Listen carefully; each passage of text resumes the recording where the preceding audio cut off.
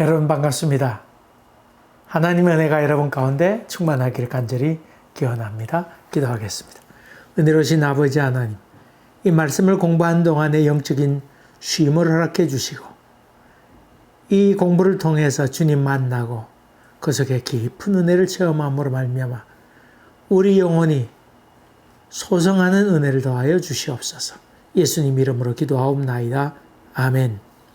오늘 우리에게 주신 하나님의 말씀은 창세기 18장 1절부터 8절까지인데 제가 다 읽을 수는 없고 8절 한 절만 봉독하겠습니다. 여러분이 읽으세요. 아브라함이 엉킨 젖과 우유와 하인이 요리한 송아지를 가져다가 그들 앞에 차려놓고 나무 아래에 모셔 섬에 그들이 먹으니라. 아멘. 여러분, 오늘은 조금 가벼운 마음으로 가볍게 느끼면서 성경을 조금 더 보았으면 좋겠습니다. 그동안 늘 주제가 무겁습니다. 물론 신학이라고 하는 것이 그렇습니다만 오늘 조금 더 여유를 두면서 그렇게 좀 보았으면 좋겠습니다. 여러분은 사람을 좀 잘 알아봅니까? 저 사람 보면, 저 사람 어떻겠다. 모르는 사람이 이렇게 오게 되면, 저 사람은 아마 이럴 것이다. 그렇게 알아보는 거 말이죠. 종종 P형을 알아맞히기도 하는데, 요즘 보니까 알아맞추는 사람도 없어요. 맞는 얘기도 아닙니다만은, 또 그걸 또 알아맞히려고 하는 사람도 있습니다. 근데 다 맞지도 않습니다. 흔히 얘기 가운데 10길 물속은 알아도 한 길 사람의 마음은 모른다. 그런 말이 있잖아요. 또 나이가 들게 되면 눈치만 늘어서 사람을 이렇게 자세히 살피기도 하지요. 그래서 사람 오게 되면 그 사람이 어떻게 행동하나 이렇게 보기도 하지요. 목사 자식들이 대부분 다 아주 사람을 잘 보지요. 왜냐하면 어릴 때부터 교회 사람 만나는 것이 생활화되고 또 교회 싸우는 것도 보게 되니까 저런 사람 딱 보고는 저 사람 싸울 사람이다, 안 싸울 사람이다. 또 저 사람은 다음 주 올 사람이다. 아니면 석주교인다. 석주교회는 또 다른 데 갈 사람이다. 그렇게 판단을 잘 하는 경우가 있습니다. 사실 많이 그렇습니다. 그래서 정신과 의사 가운데나 아니면 심리학 교수 가운데에 그 목사 자식들이 많습니다. 여러분 잘 아는 프로이드 같은 경우도 그렇고 구스타프 융도 그렇고 많은 심리학자나 정신과 의사들 가운데는 그 목사들이 많이 있습니다. 아마도 어릴 때 그렇게부터 많이 봐서 그렇죠. 근데 여러분 관상을 보고는 다 알 수 있을까요? 옛날 그 TV 프로 가운데 그 제목은 잘 모르겠습니다. 진짜 가짜였는지 그건 정확하게 기억이 나지 않는데 오래전에 방송을 본 적 있습니다. 그 내용이 어떠냐면 5명 이렇게 사람을 앉혀놓고는 그 중에 사람을 찾는 겁니다. 예컨대 초등학생 이렇게 5명 앉혀놓고는 이 중에서 전교에서 1등 하는 애가 있다. 찾아보아라. 그렇게 하는 프로였지요. 여러분 알아맞혔을까요? 또 어떤 경우는 보니까 진짜 이발사가 한 사람 있고 4명은 가짜 이발사였습니다. 여러분이 봐서 진짜 이발사를 찾아내라 하는 그런 프로였습니다. 청중에 그 스튜디오 안에도 수많은 사람이 이렇게 앉아 있었거든요. 앉았을 때 그 사람도 투표권이 있어서 이렇게 투표하는 그런 프로였었는데, 애들 이렇게 앉아있는 애들 보고, 제가 총기 있게 생겼다. 눈빛을 봐라, 초롱초롱하다.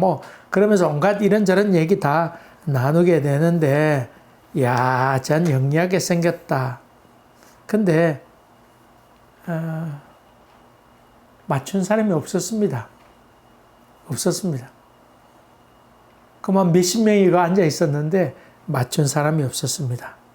공부 잘하게 생겼다고 하는 것도 단지 선입견에 불과하다고 하는 말입니다. 여러분 이마에 1등 이렇게 써 있는 겁니까? 영리하게 생긴 사람은, 공부를 잘하는 사람은 뭐 얼굴에 더 달리 되어 있는 줄 압니까? 그렇지 않았습니다. 그래서 그 장면을 보고는 그 왔던 청중들이나 거기 왔던 둘러쌌던 연예인들 다 놀라 자빠지는 그런 일도 많이 보았습니다. 그 프로가 아주 재밌었습니다. 여러분, 흔히 부부가 닮는다고 그러지요. 그래서 오래 살다 보니까 닮게 돼 있다. 그것이 일반적인 얘기입니다만은 이 과학자들이 이렇게 찾아가 연구해 보았습니다. 그러면 어떻게 해서 살다 보니 닮아진 것인가? 그 전제는 옳은 것인가? 과학적으로 맞는 이야기인가? 그런 그 테스트를 하였지요. 근데 알고 봤더니 살다가 닮아진 것이 아니고 자기 닮은 사람을 찾는다고 하는 겁니다. 뭔가 자기 닮은 사람, 자기 엄마나 자기 아버지 닮은 사람에게 사람이 끌린다고 하는 겁니다. 본능적으로 끌린다고 하는 것입니다. 뭐 금술 좋니, 뭐 그래서 온갖 얘기를 많이 하지만은 그런 과학적으로 그런 것 아니고 닮은 사람을 찾게 되고 닮은 사람에게 끌리게 된다고 하는 이야기입니다. 오늘 말씀을 좀 공부하려고 하는데 엉뚱한 생각이에요. 그렇지만 한번 여러분이 가질 수 있는 질문이기도 합니다. 아브라함을 찾아온 이 여호와 하나님을 이 아브라함은 어떻게 알아보았을까요? 어떻게 알아봤을까요? 성경에 나온 인물 가운데 베드로가 있지 않습니까? 밤이 맞도록 고기를 잡았지만은 도무지 한 마리도 낚지 못하였습니다. 근데 예수님께서 오셔서 그 그물을 오른편에 던지라. 그래서 오른편에 던졌습니다. 그 내가 말씀에 의지하여 오른편에 던지겠나이다. 그만 예수님 그러니까 던졌는데 물고기를 잡았는데 엄청 많이 잡히게 되었습니다. 그 장면을 목격했던 베드로는 주여 나를 떠나소서 내가 죄인이니이다. 그런 고백하면서 예수 앞에 엎드리는 장면이 나오지요. 예수님을 보고는 어떤 생각을 가졌는지 어쨌든 전문가는 베드로 아닙니까? 물고기 잡는 전문가는 베드로가 어부였으니까 전문가였는데 그렇지 아니하는 이 수상쩍은 예수를 만나서 그 장면을 보고는 나를 떠나소서 내게 죄인입니다. 그렇게 고백하는 것이지요. 이 베드로는 바닷속을 들여다보는 것처럼 초능력이 있는 예수 그리스도를 만나면서 이야 이분이 보통 사람이 아니로구나. 그 앞에 뭐 밤낮으로 했지만 에이 내가 그래도 어부인데 왜 그러세요? 그렇게 하지 않고 그가 어쨌든 의심했건 어쨌든 간에 그 말 따라 그물을 던졌는데 정말 놀라운 역사를 체험하게 될 때 그는 그 자리에서 두말 않고 난 죄인입니다. 그는 그렇게 고백하는 장면이 나옵니다. 그런 점 보면 베드로는 참 영적인 사람이라고 할 수 있죠. 근데 여러분 오늘 나오는 그 아브라함은 하나님을 어떻게 알아봤을까요? 이 장면을 보게 되면 한낮에 더운 때였습니다. 장막에 있었는데 일반적으로 이때는 낮잠을 잤지요. 이때 움직이다가 괜히 일사병 걸리게 되죠. 쓰러지게 됩니다. 물도 그때 하루에 한 2리터를 먹지 않으면 쓰러지게 되지요. 그가 장막 문에 이렇게 있으면서 비몽사몽이었는지 물론 날이 뜨고 오니까 그 사막의 광야의 그 아지랑이처럼 아른아른거리긴 했겠지요. 근데 장막문에 기대어서 밖을 내다 보았는데 눈을 들어 보았더니 거기에 그 세 사람이 있는 것, 서 있는 것을 보게 됩니다. 이 셋이라고 하는 3이라는 숫자는 하늘의 숫자니까 3이라고 하는 거 완전수다. 하늘의 숫자. 3층천 생각하면 되겠죠. 근데 그 세 사람이 있는 걸 보고는 앞에 서 있는 걸 보고는 곧 문에서 달려나가서 영접하여 몸을 땅에 엎드려 굽혀서 그를 영접하는 장면이 나오지요. 내 주여, 내가 주께 은혜를 입어 싸우면 원컨대 종을 떠나지 마옵소서. 내가 대접할 터인데 대접을 거절하지 마십시오. 거절하는 것은 무시하는 것이고 아무 상관이 없다고 하는 그런 얘기니까 떠나지 마옵소서. 내가 대접할 때니 극진한 대접을 받으소서. 이 말 가운데는 참 귀인을 대접해서 복을 받으려고 하는 생각도 있었겠죠. 또 손님 대접하기를 이 땅이 다 즐기던 때였으니까 그렇게 볼 수 있습니다만은 어쩌든 이 아브라함은 어찌 알고 즉시 달려나서 하나님을 영접했을까요? 천사는 날개에 있다든가 과연 그런지 또 머리에 노란 띠를 띄운다든지 그러면 여호와 양옆에 천사가 뭐 날개 달고 있었든지 그런 것이 할 텐데 그런 모습도 아니었던 것 같습니다. 일반적으로 가까이 있는 사는 부족들의 얼굴은 많이 알았습니다. 이렇게 서로 관계를 가지고 또 이 사람 양치러 오고 이 사람 양치러 오고 또 그 당시 물물 교환을 많이 했잖아요. 그러니까 여기 좀 남는 것 사기도 하고 바꾸기도 하고 그랬으니까 옆 부족의 사람들 얼굴은 다 알고 서로 뭐 교류하는 관계였습니다만은 그래서 멀리서 봐서도 이게 옆에 누가 왔구나 한 걸 알 터인데 아마도 멀리서 온 사람과 낯선 사람이었고 뭐 느낌으로 알았는지 뭐 이마에 난 여호와다 아니면 뭐 지팡이에다 여호와 뭐 그렇게 써붙이고 다니는 것 아니지 않겠습니까? 아니면 직접 하나님이 이렇게 주선 사람이 오니까 대건 위시오 뭐 그렇게 물어봤는지는 모르겠습니다. 그때 하나님 여호와 하나님이 나는 나다 모세에게 나타나서 나는 나다 난 스스로 인자다 뭐 그렇게 얘기했다고는 사실 보기 좀 어려운 것 같아요. 어쨌든 간에 뭔가 느낌으로 알았을까 그런 질문을 우리가 하게 됩니다. 근데 여러분 제가 성경 처음부터 이렇게 쭉 강의를 지금 30 몇 번째 하고 있는데 몇 번째인지 알 수 없습니다만 앞에 한 뭐 몇 번째 해당하는 내용 가운데 성경을 볼 때는 우리의 관점으로 보지 말고 히브리 사람들이 성경을 구약을 기록했으니까 히브리 사람의 관점으로 봐야 된다고 하는 말씀을 드렸습니다. 그 가운데 하나는 성경을 어떻게 how라고 하는 어떻게 했을까라고 보지 말고 왜라고 하는 질문을 하라 하는 말씀을 드렸습니다. 성경에는 어떻게 해라고 하는 질문 해가지고는 답을 할 수 있는 것이 얼마 되지 못합니다. 또 실제로 신비한 것을 인간의 언어로 표현한다고 하는 것이 한계입니다. 그게 사실 한계라지요. 그래서 왜라고 물어야 됩니다. 어떻게 아브라함이 알아봤을까? 그런 질문은 사실 성경을 보는 눈에 있어서 바보 같은 질문이기도 합니다. 여러분은 그런 질문하지 마세요. 또 안 믿는 사람들이 그런 질문을 할 수는 있어요. 그건 안 믿는 사람이니까 그런 질문을 할 수 있는데 여러분들은 그런 질문하지 마세요. 히브리 사람들은 그런 개념으로 성경을 보지 않았다고 하는 것입니다. 이렇게 해서 톨스토이 같은 사람은 그의 작품에서 하나님이 어떤 분으로 오시는가, 천사가 어떤 모습으로 오는가, 어떤 데는 거지 모습으로, 어떤 데는 과부나 아니면 고아의 모습으로 변신하여 온다고 그렇게 묘사하고 있지요. 그러므로 뭐 하나님이 어떻게 인 줄 알았는가 그런 질문을 하게 될 땐 당황하지 말고 어떻게라 묻지 말고 성경은 왜라고 물어야 됩니다. 아니 내가 다 잘 모릅니다. 근데 히브리 사람들은 왜라고 물었습니다.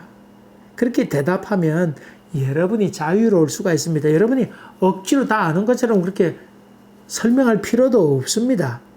거기서 자유로우세요. 성경을 읽으면서 아브라함이 어떻게 여호와를 알아봤을까? 그러면서 이 아브라함 참 영적인 눈이 있는 사람이다. 그런 사람이 되라. 그런 설교는 사실 의미가 있는 설교는 아닙니다. 별 의미가 없습니다. 여기서 복음이라고 한다고 하는 것, 성경이 말하고자 하는 것은 하나님이 아브라함에게 찾아오셨다. 이게 사실은 기쁜 소식입니다. 그 전까지는 환상 가운데 나타나시고 아니면 비몽사몽간에 아니면 꿈속에 그렇게 하나님께서 계시해 주시고 말씀해 주셨다고 하면 이번엔 진짜 현현 하나님이 거기 직접 나타나셨다고 하는 것입니다. 이게 복음이지요.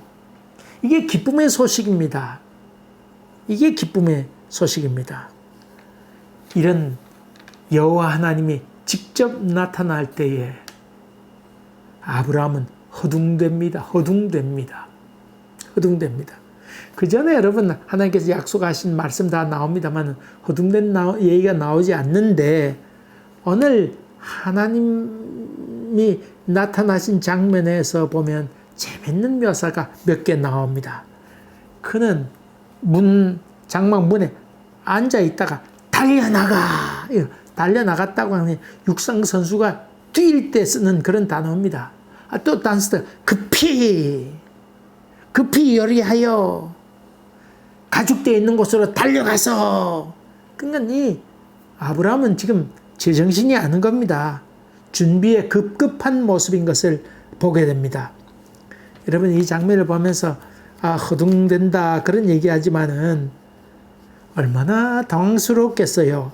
전능하신 하나님을 직접 뵐 때 얼마나 놀라겠어요. 감격스럽기도 하고 당황스럽기도 하고 그런 마음 아니었을까요? 그동안 꿈속에서 봤지만은 이번엔 진짜 주님이 나타나셨습니다. 아마 이 얼마나 놀랐을까요? 이 하나님 찾아오심에 대한 감격 때문에 그는 이리도 못하고 저리도 못하고 이리 뛰고 저리 뛰고 하는 그런 모습을 보게 됩니다. 저는 이 장면을 바라보면서 지난번에 설교했던 백부장 있지 않습니까? 이 예수님께서 너희 집에 가서 내가 고쳐주리라 그랬더니 백부장 내가 감당하기 어렵습니다. 여기서 말씀만 합시오. 그렇게 얘기하잖아요. 내가 감당치 어렵습니다. 이 말은 사실은 그 예수 그리스도가 어떤 분인가 하는 것을 생각하게 될 때, 이분을 우리 집에 모신다고, 내가 이거 어쩌지 못합니다. 그런 그 감격이면서 당황스러움, 놀래미면서도 기쁘면서도 어쩔 줄 몰라 하는 그런 모습 아닐까요? 저는 천국이 어떤 곳일까 하는 생각을 종종 해보게 됩니다. 이런 놀라움과 감격이 있는 것 아니겠어요?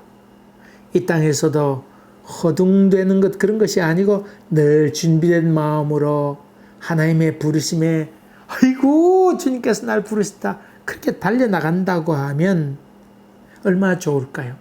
안 죽으려고 그냥 이를 깨물고 이를 악물고 있는 그런 죽음도 본 적이 있습니다만 그런 것 아니고 주님께 나를 그런다고 그러면서 달려나가는 그런 삶으로 산다고 하면 얼마나 행복한 삶을 사는 것이에요. 그렇지 않아요? 주님은 지금도 우리에게 찾아오셔서 우리와 함께 하겠다고 약속해 주고 있습니다. 그렇게 약속하고 있습니다. 그리고 우리의 자녀들에게 찾아오셔서 뭐가 힘드냐 그렇게 묻고 계십니다. 우리의 사업터에 오셔서 요즘 힘들지 조금 더 참아 그렇게 얘기하기도 합니다. 또 뭐가 지금 안 풀리냐 그래 내가 그동안 좀 너무 욕심부렸냐 그래 다음에 내가 더 잘할 줄로 믿는다. 그렇게 주님은 위로하고 계신다고 하는 것입니다. 그분은 여전히 여기 계셔서 우리 가운데 역사하시고 계속해서 말씀하시고 인도해 주시는 분이라고 하는 말입니다. 여러분이 아마 다 잘 아실 것입니다.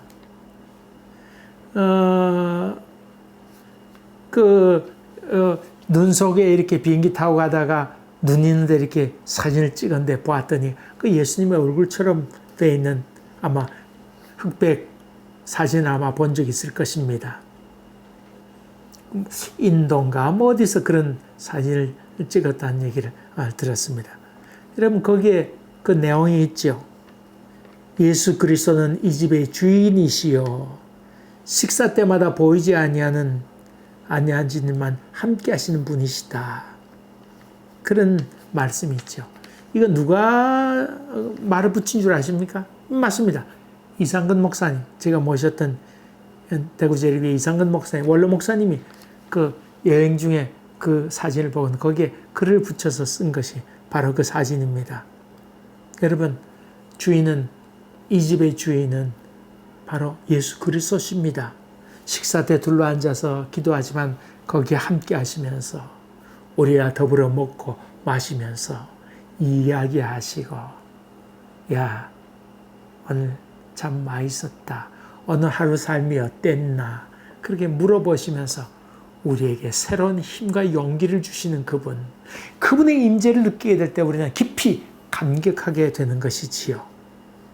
이런 은혜와 감격이 여러분 가정 가운데 그리고 걸어갈 때든지 집에 있든지 어디서든지 여전히 체험하시는 여러분 되시기를 주의 이름으로 간절히 기원합니다. 기도하겠습니다.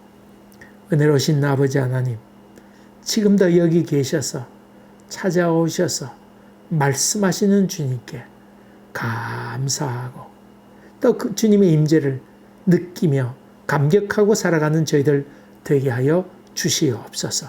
예수님 이름으로 기도하옵나이다. 아멘.